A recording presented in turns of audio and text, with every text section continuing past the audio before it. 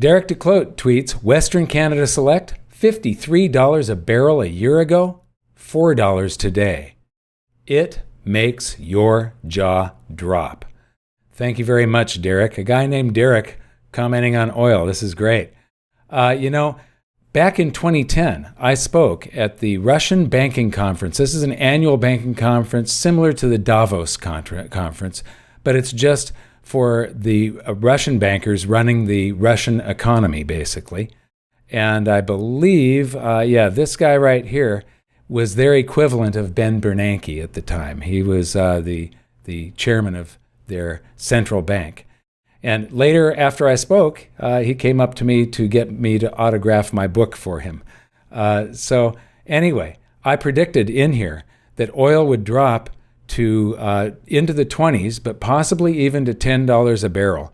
And it was because of the deflation that I saw in the future, a deflation. This absolutely had to happen. There's no way to avoid this. And if you watch episodes 6 and 7 of Hidden Secrets of Money, you'll see all of the logic and the proof that I use to explain why this deflation had to happen.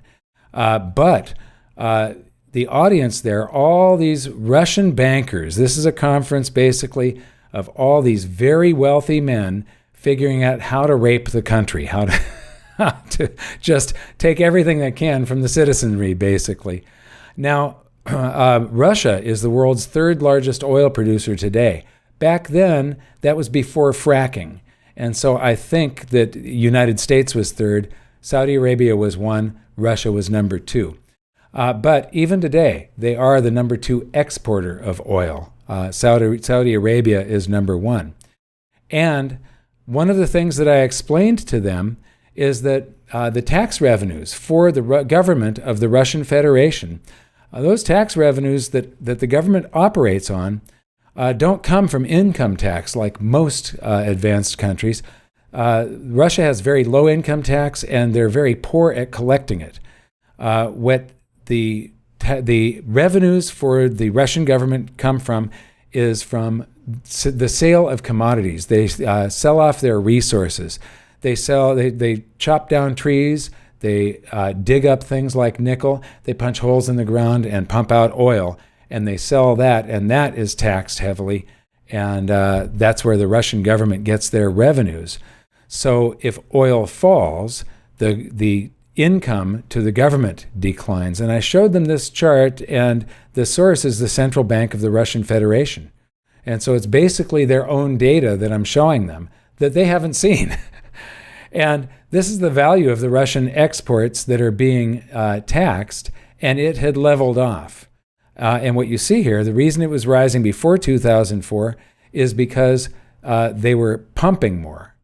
And then after 2004, the tonnage of their exports leveled off.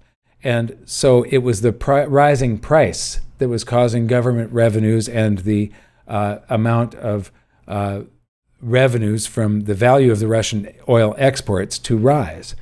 And I said to them that if the price falls, and I said it's probably going to fall into the 20s, it might even go as low as $10 a barrel. I didn't say it was going to $10 a barrel, I said it might. And I said that their banks could be nationalized when a government runs out of funds and it gets desperate to do anything. And I said that their banks could be nationalized, and they all laughed at that. I was a lunatic, and these things could actually never happen, they thought. Well, I don't know if they're still laughing or if they're actually considering what I was saying back then. In the news, gold is back down around $1,600, silver around $14, gold-silver ratio up at 114. But Janet Yellen says too much corporate borrowing will hinder economic recovery. No kidding.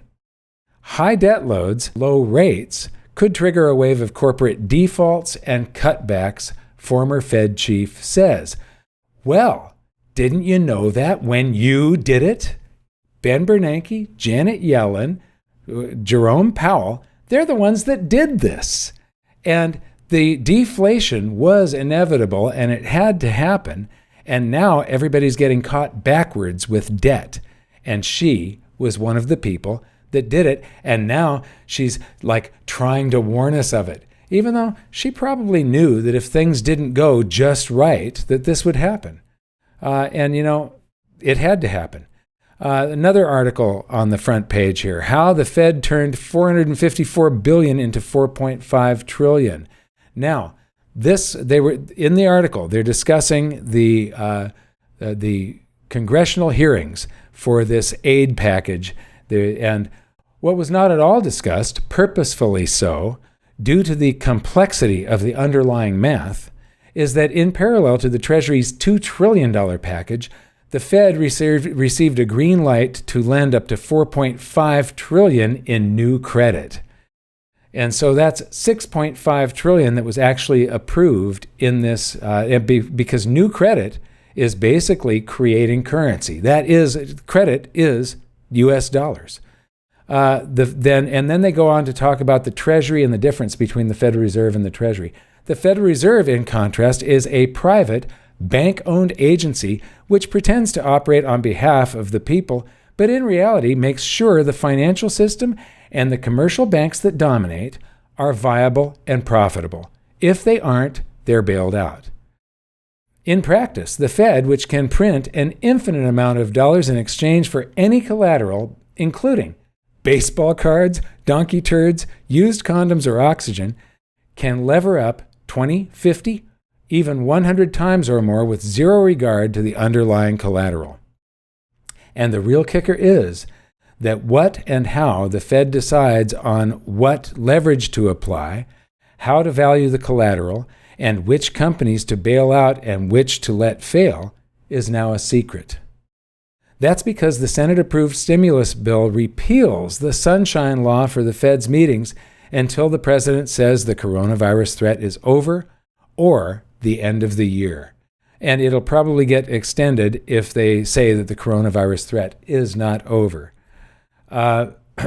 Senator Pat Toomey told reporters Wednesday, "We're hoping it's a mechanism to keep businesses alive for a few weeks or months until our economy can resume. And if it can't resume in a few weeks or months, the mechanism will keep running until the Fed can and will nationalize everything." Well, they're not going to nationalize it because the Fed is private. And so they're privatizing everything in the hands of the world's largest banks, the stockholders of the Federal Reserve. So if you go to the Federal Reserve's website, you'll find that there are stockholders and that they're paid a 6% dividend. So congratulations, America. You were just bought by a group of anonymous bankers with your own elected politicians making it possible. The price? $1,200 per person for a month or two. On the radar, John Reed, Ecuador Central Bank used gold to raise $300 million in US dollars via a 1-month swap. So the central banks do consider gold and silver money, and here they're using money to buy currency temporarily. I think they're going to actually regret it. I think they should just hold on to their gold. But it's interesting that the central banks consider gold and silver money. By the way, in the first part of the article, the Russian central bank announced today, I believe it was, that they're going to stop buying gold. They've been one of the world's largest buyers of gold since the crisis of 2008, and they've acquired a lot of it, the central bank. And they stopped that program today. Why would they stop it today? Probably because all of their tax revenues, the sources of income, dried up, and they don't know what to do. The chart of the day. Wow, look at that. This is initial unemployment claims. It's never been as high.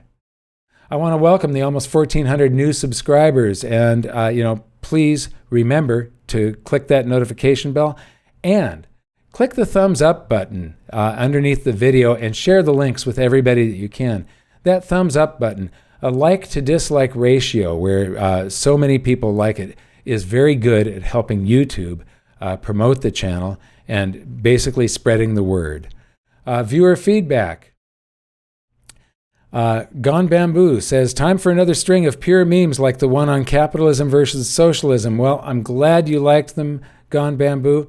However, something like that, even though it's only 20 minutes, takes a full day for me to put together, and then another half day for my editor and uploading and everything. It's a lot of work, and I've got 3 books that I'm working on, that I've been working on for years, and I'm trying to get out, and things like that, and things like these videos, which take about a half a day for me to put together, another 2 or 3 hours to get edited and uploaded, are keeping me from being able to do that. And one of them is an extremely important book. Another one is extremely urgent.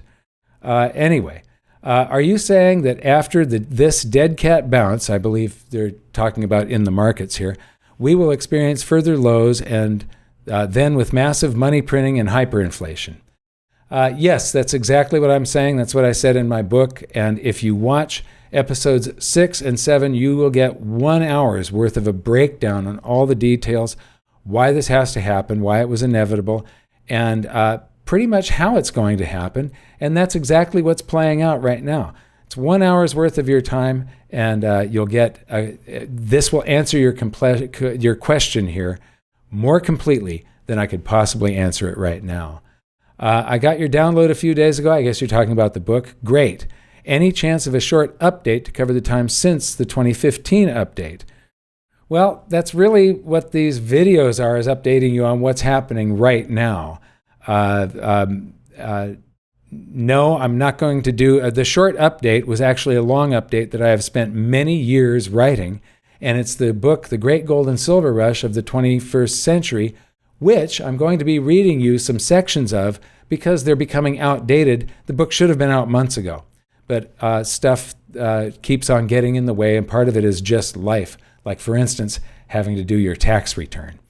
Anything you can say about other countries' coins like silver or gold Britannias? Yes, there is days, weeks, and months that I could say, and already have. It's in many, many videos. It's in my book. And if you go to my website and you go to resources, and there's a drop-down menu, Getting Started, you will find many, many pages. I believe that between Jeff Clark and I, it's probably over 100 pages that have been written, and it takes a day to write just a few pages. There are months and months and months of time spent on this, and it's all right there under resources and Getting Started, and it's on the YouTube channel, so you can do a YouTube search for Mike Maloney and whatever topic you're researching. Liberal Christo, first time I came to this channel, I thought this was some sort of Peter Schiff channel, and as a millennial, I believe in blockchain technology. But Mike Maloney, I have to say, is my top dog for the truth. Thank you very much, and what I want to say here is that,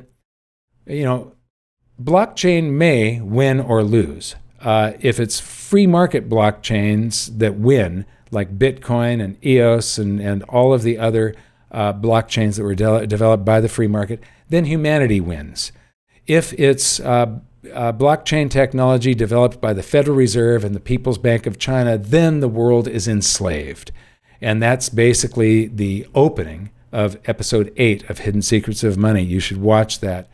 But either way, blockchain and Satoshi Nakamoto still win because blockchain has caused an entire generation of people to question the current monetary system and the way currency is created. And that is good because right now the system is set up to enslave the multitudes for the benefit of just a few. Quote of the day, but first, get a copy of my book, goldsilver.com/free book.